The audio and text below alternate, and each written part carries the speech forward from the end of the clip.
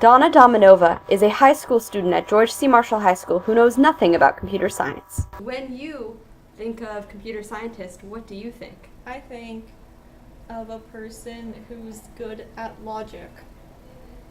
That's about it. Okay, when you think of a computer scientist, what do you think a computer scientist does?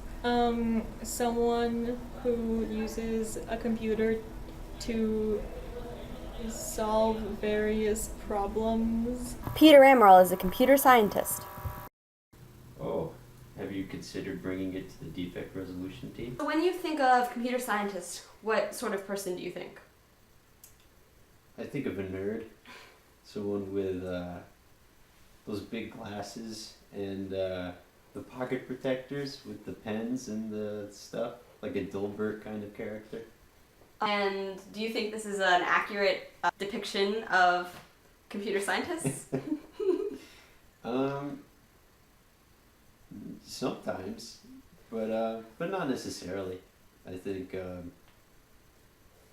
think I used to think that was everyone, but there's definitely a more diverse range of the types of people that can be computer scientists for sure. Obviously, you're a computer scientist now. How did you get into that, major? Is that always what you wanted to be, or was it just something that happened? No, it was. So when I went to college, I didn't really know what I wanted to do. So I kind of initially thought I would be a psychologist maybe, or, I didn't know. I came in undeclared.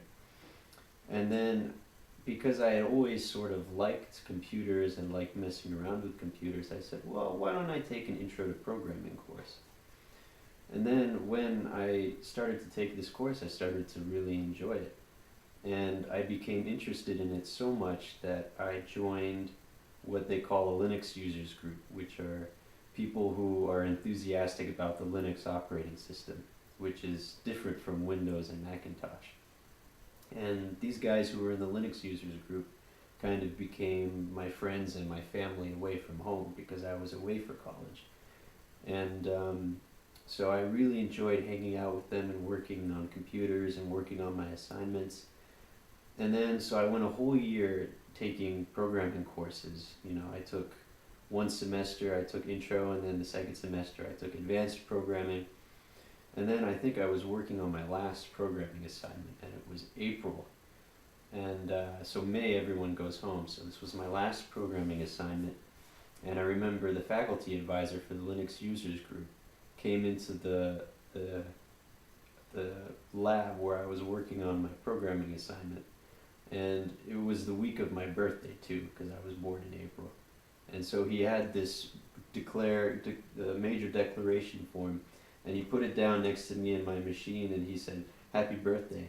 And then he had already filled it out for computer science, so I said, hey, I guess I'm going to be a computer science major. And that's how that happened. Okay, and you've graduated now. What have you been doing with your life since you graduated? Work. So I work as a software developer for a big company, software developer and business consultant.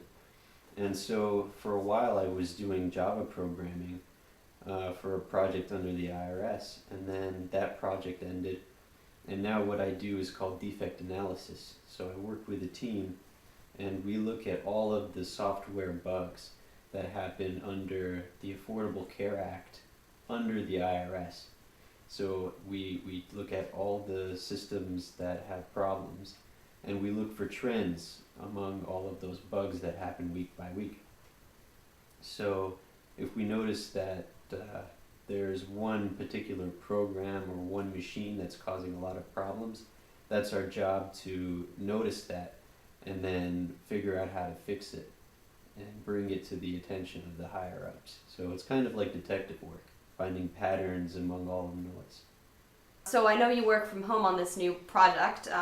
How can you explain that? What is that like? Do you feel, do you like it? Do you not like it? What are the advantages and disadvantages?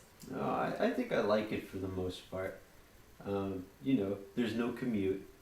When I work, basically what happens is my whole team gets on a conference call, and we're on the phone all day with each other. So it's the virtual equivalent of being in a conference room with everybody there working together. we just can't see each other. And working from home is great because you can eat while you work, you can drink some coffee, you can sort of get up and move around. As long as you're working, it's okay. You could even, I don't know, do push-ups or lift weights if you wanted to. So that part is good. The bad parts is that you kind of miss out on human interaction.